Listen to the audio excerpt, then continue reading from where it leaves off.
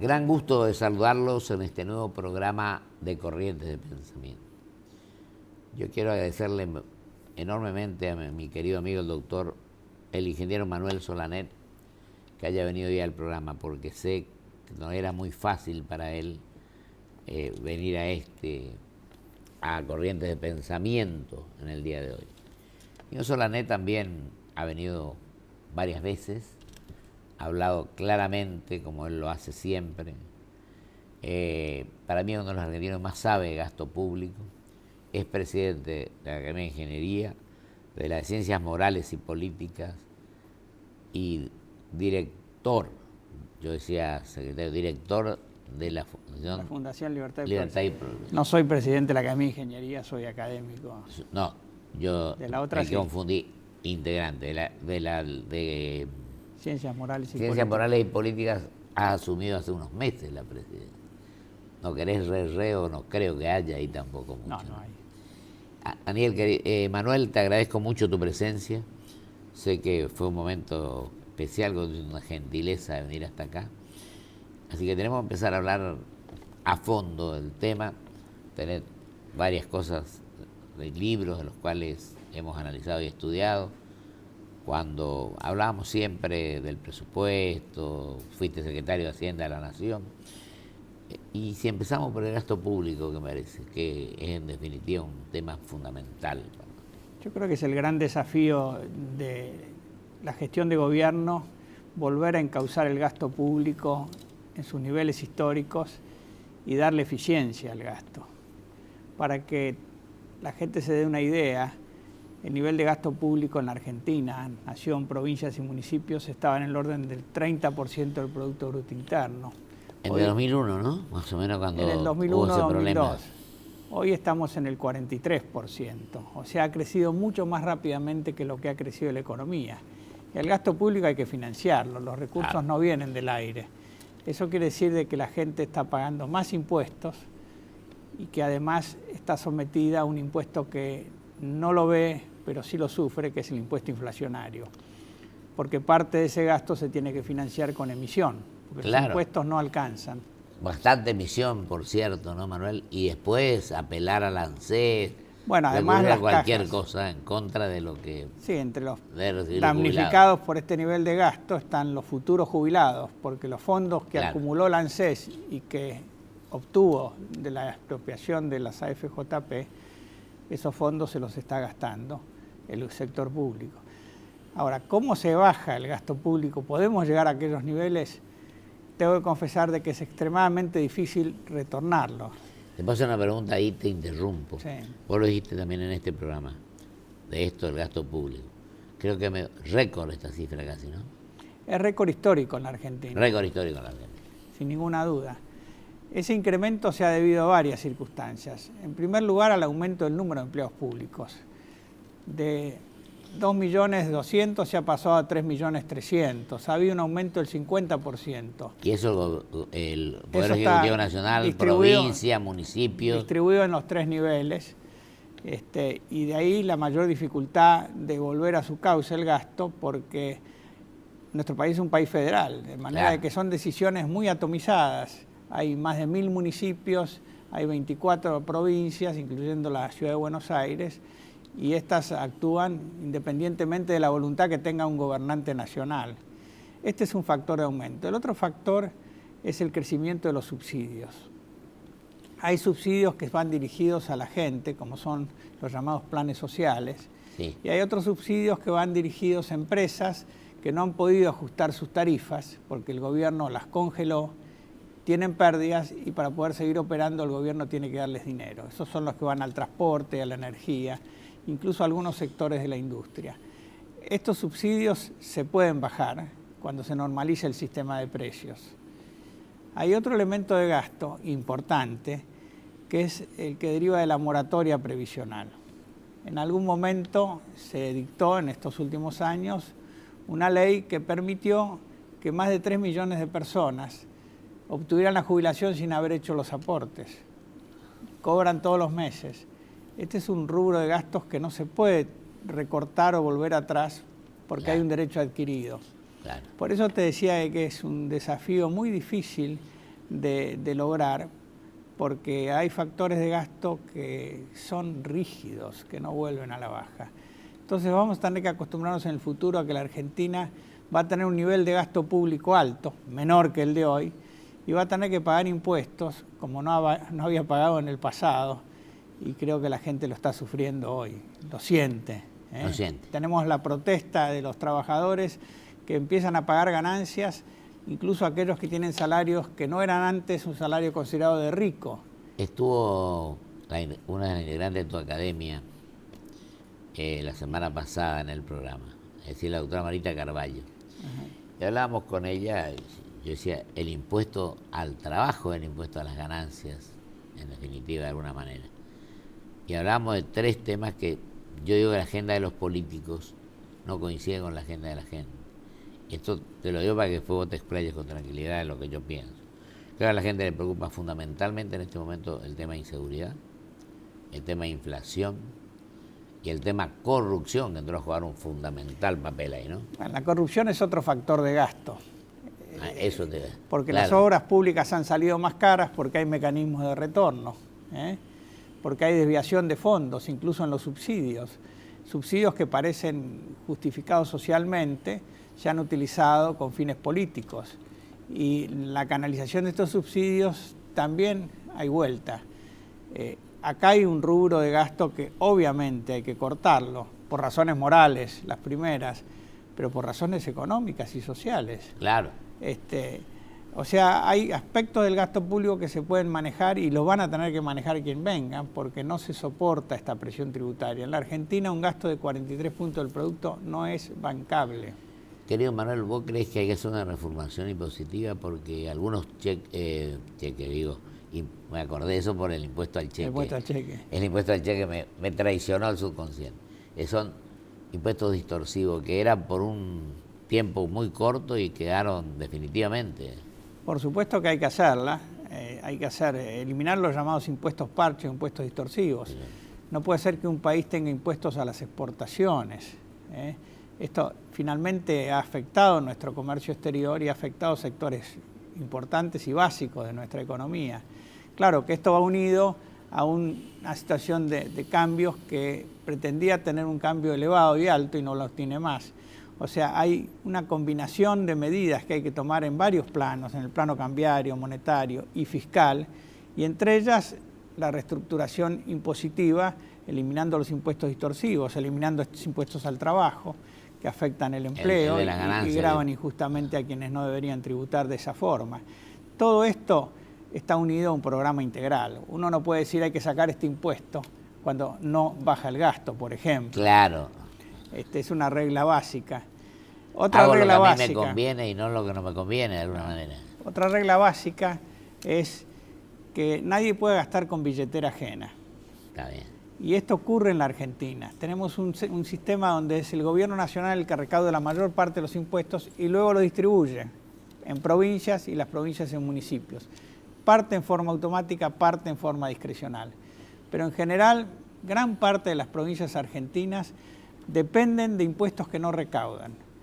Por lo tanto, esos gobernadores están en la ciudad de Buenos Aires tirando la manga del gobierno nacional, tratando de lograr, por supuesto, ha dado lugar al clientelismo político y a la enorme deformación de captar voluntades políticas a través del uso de los fondos públicos. Querido Manuel, por ejemplo, hay provincias que recaudan el 10% de su presupuesto de gasto y el 90% depende de los impuestos coparticipados.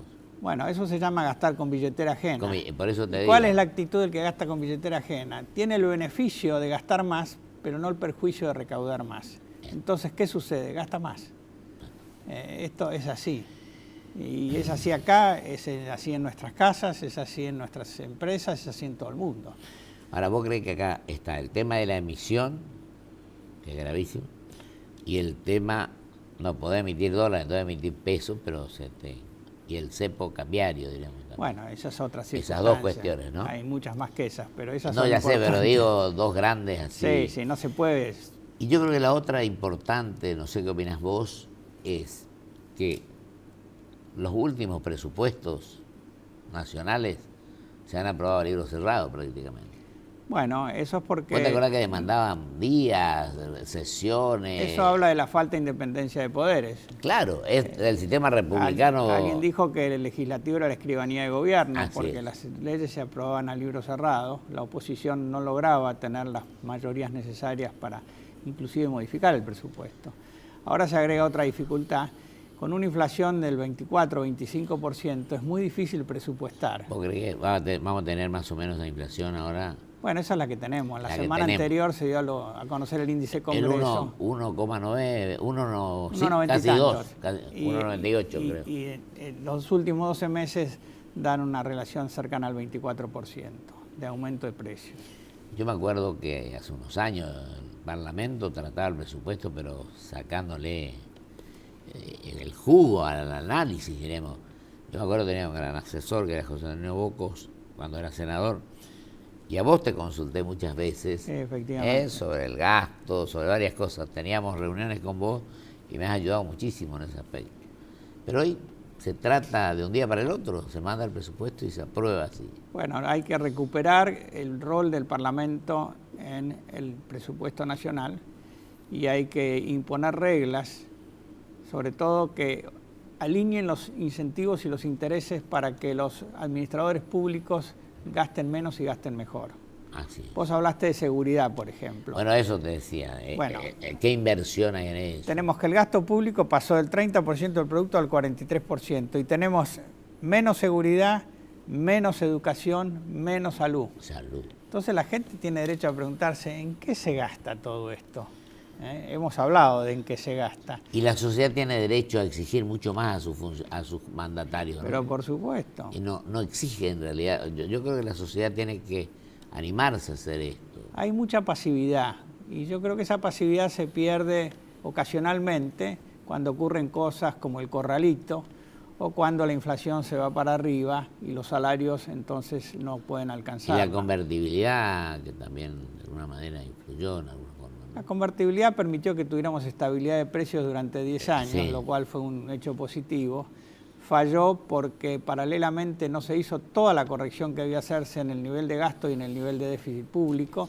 Entonces la regla de que el Banco Central no podía emitir para el Tesoro Nacional no se pudo cumplir. Es decir, se cumplió, pero a costa de un endeudamiento público que nos llevó al default. Vos sabés, querido Manuel, hace unos días estuvo acá también un hombre que yo le rindo un gran homenaje, que es don Eduardo Cheyán, que era de Gatix, Sociedad Anónima, que les fue mal. Sí. No me sacó un peso del país. Pero tampoco se dieron una serie de condiciones cuando él tenía 25 empresas con 8.000 trabajadores en el país. Y yo lo defiendo porque cuando la gestión nuestra en Corrientes, él instaló su fábrica allí y anduvo bien. Y tuvo algunas de estas medidas no ayudaron a los que apostaban al país. Yo creo que en este momento, como vos decís bien, hay una serie de medidas que tienen que ser más o menos coherentes, porque por ahí tomamos una medida para acá y adoptamos otra diametralmente opuesta, y esto ocasiona un montón de problemas. Siempre en la economía hay estas dificultades de que cuando se mejora una sección se puede empeorar otra y hay que mantener los equilibrios. Lo mejor es que las decisiones que toman los agentes económicos vayan adecuándose a un sistema de reglas generales, parejas. Si algunos tienen que ser más eficientes, tienen que lograrlo, no tienen que esperar un nivel de protección elevado del gobierno. Si algunos pueden exportar, que lo hagan con reglas estables, porque ganar mercados externos cuesta mucho trabajo y se pueden perder de un plumazo por modificaciones cambiarias. La previsibilidad es esencial para la empresa. Nosotros tenemos que recuperar la inversión en la República Argentina. Bueno, que no la tenemos, ¿no? ¿Qué decís que tenemos que hacer para esto, Manuel? Reglas estables, solidez fiscal, previsibilidad. Seguridad jurídica. Seguridad jurídica, que es una palabra que al gobierno no le gusta, pero es esencial, es la que reclaman. Respeto al derecho de propiedad. Yo digo que más que no le gusta al gobierno, tiene que preocupar que beneficie al país, ¿no? Por cierto. ¿Y qué opinás vos? Porque vos también tenés tu gran conocimiento de la cosa política. Por un lado, el oficialismo, que no sabes quién es oficialista, quién no es, a veces te perdés un poco, ¿no? Por otro lado, la oposición, ¿cómo crees que esto se está dando ahora, querido Manuel? Como ya hablábamos de que vos y yo, bueno, en eso creo que hay unanimidad de oponernos todos a la reforma de la Constitución. Creo que eso hay que descartarlo. Ya creo que eso está un poco Creo que eso prácticamente... hay que descartarlo. Yo no creo que tenga sentido ahora hablar de esa posibilidad. No, yo digo la actitud oficialismo, oposición, como ves. Respecto a la reforma constitucional hay unanimidad. Un gran consenso entre la oposición y el oficialismo. Creo que tiene una batalla perdida ahí. Creo que hay una reacción dentro del propio peronismo. La aparición en carrera de Massa me parece que es muy sintomática, sobre todo reafirmando algunos principios como este de que no puede haber reforma constitucional. De manera que se abre una expectativa. Estamos frente a elecciones parlamentarias, pero estas elecciones van a ser muy definitorias para lo que pueda luego ocurrir en el 2015. Exactamente. Creo que no se le puede pedir a los políticos en campaña que hagan definiciones demasiado detalladas de sus programas y sus ideas. En esta sobre todo, ¿no? Pero sí va a ser importante que entre el 2013 y el 2015 decanten esas ideas. Eso. Porque la Argentina necesita, como estábamos hablando recién, modificaciones sustanciales a las políticas que ha venido aplicando y que van a determinar el futuro. Entonces es bueno que se tome conciencia de qué es lo que hay que hacer, que el populismo se deje a un lado y que se informe a la gente de que hay cuestiones bastante difíciles que hacer para que la gente acompañe. Para que que la sociedad tome conciencia de lo que tiene que hacer. Supuesto. Y exigir que la sociedad, bueno, hablaste de educación, hablaste de salud, pero también hablamos antes del gasto público, de la designación de tantos agentes, que lo que hacen en muchos casos era cobrar el salario a fin de mes. Pero la distribución no está. Por ejemplo, hay falencias en salud, en la designación en los centros de salud, de médicos, de enfermeras, etcétera, para que la gente tenga hay hospitales que no pueden funcionar por falta de personal. Entonces, se han nombrado más de 1 millón de empleados públicos en los últimos 10 años. Pero totalmente. ¿Y por qué no tenemos médicos en los hospitales ni policías en la calle? Bueno, ese empleo público ha sido fundamentalmente clientelístico. Así es. Es burocracia innecesaria. Y esto hay que decirlo con todas las letras. Y yo pienso que, vos no crees, Manuel, que también, bueno, acá hay culpabilidad de la dirigencia política, también de la empresaria en muchos casos, y la sindical también. Porque hay empresarios que a veces quieren quedar bien con el poder de turno, o permanentemente. Yo no le diría, como algunos lo nombraron ahora, pero lo que sí podemos decir es que el calor oficial les gusta a muchos. Y esto creo que le hace bien al país. Las entidades empresarias, por ejemplo, que tenían una actitud de defender los intereses de la gente, en definitiva. Y como yo te decía hoy, la agenda de los políticos indudablemente que no coincide con la agenda de la sociedad. No, yo creo que justamente, por eso decía de que los políticos tienen que empezar a hacer un diagnóstico serio y profundo y decir la verdad. Y eso educa a la gente. Y educa también a los distintos actores de la vida económica y social del país. Yo creo que hay un déficit en la clase empresaria y estoy de acuerdo con vos en que en estos años no ha habido valentía, con grandes excepciones, en resistir medidas arbitrarias que no han favorecido ni a la empresa, ni a los trabajadores, ni al país. Así es. Ha habido temor, ha habido falta de valentía y falta de sinceridad en muchos casos. Por supuesto, decir cobardía. Directamente. Y sí, es así. Así es, así es. Yo digo acomodaticios y cortesanos en muchos casos, ¿no? Bueno. Para decir más, uno no quiere tener echar leña al fuego, suavemente. A leña al fuego, pero creo que es necesario que entre todos comprendamos los errores que cometimos, que estamos cometiendo. Yo le decía el martes al amigo Felipe de la Balse, el tema de la transición, que creo que tenemos que empezar a recorrer, y tratar de empezar a caminar un camino distinto. ¿Vos no crees, Manuel? Con vista a lo que dijiste, 2013, 2015. Yo creo que hay que empezar a caminarlo desde ya. En todas las modificaciones que hay que hacer a este llamado modelo, esta gestión, iniciando también un proceso de reconexión con el mundo. Eso es fundamental. Que esto ha perjudicado enormemente a la Argentina, la ha eliminado de los mercados de crédito y no estamos en la lista de los países que atraen inversiones, sino más bien en los países que fugan capitales. Sí. Yo creo que, y esto no tiene un costo económico ni tampoco un costo social, tiene un costo discursivo. Esta posición de que la Argentina se resiste a un mundo que trata de imponernos hacer cosas que no deseamos o que trata de saquear nuestras riquezas, este es un recurso populista que si no lo abandonamos va a ser imposible. Nefasto para el país. Ha sido nefasto y sigue siéndolo. Hay que salir de esto. Como vos decías, hay dos palabras que son fundamentales para la gente, que es la coherencia, es decir, es una línea que vos tratás de continuarla, y la otra es la transparencia. Porque vos hablás hoy de la corrupción, hablábamos los dos. Sí. La gente por ahí te dice, qué bien, tiene honestidad, como si fuera un mérito, y es una obligación, no es una virtud. Es una condición necesaria. Exactamente. Necesaria. Manuel, y ahora se nos fue la hora, pero yo te pediría que vos redondees cómo pretendés para nuestra patria, de ahora en adelante, transitando ese camino distinto que dijimos. Bueno, justamente eso. Yo creo que por de pronto hay que clarificar las ideas y sentar los principios básicos. La Constitución, la libertad, el respeto por la gente. Dentro de ese respeto por la gente está el derecho por la propiedad, que es esencial. El respeto por las reglas, la seguridad jurídica y la previsibilidad. Estabilidad en las reglas, manejo eficiente de la hacienda pública, reducción del gasto y reorientación del gasto a las necesidades que necesita la sociedad argentina. Son principios que parecerían indiscutibles, pero que en la Argentina no son respetados. No se practican. No se practican. Algunos se repudian.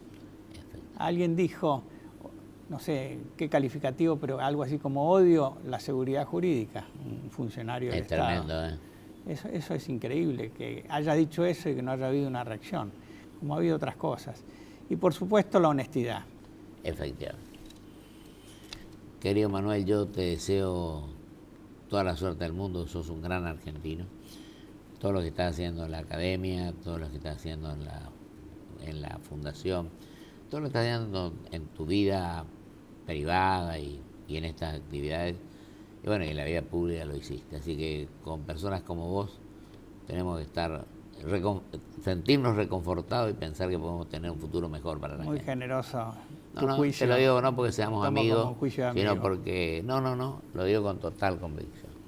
Muchas Te agradezco mucho, querido Manuel, que hayas gracias. estado hoy en Corriente de Pensamiento. Muchas gracias.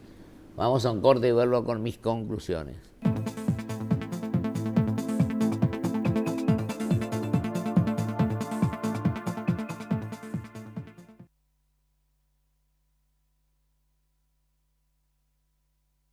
Auspicia este programa LAN, el encanto de volar. Grupo Petersen, desde 1920, construyendo el país.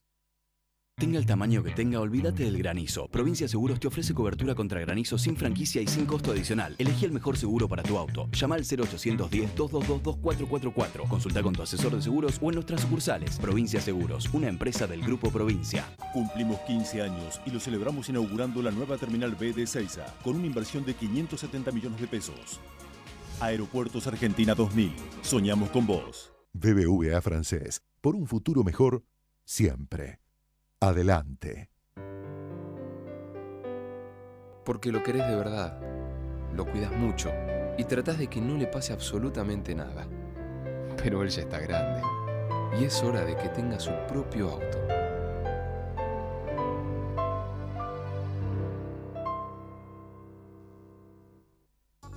Créditos Pymes. ¿Sabías que el crédito que tu pyme necesita está en el Banco Ciudad? 0822-20400. Ya conoces tu ciudad, ahora conoce tu banco. Banco Ciudad, te quiere ver crecer.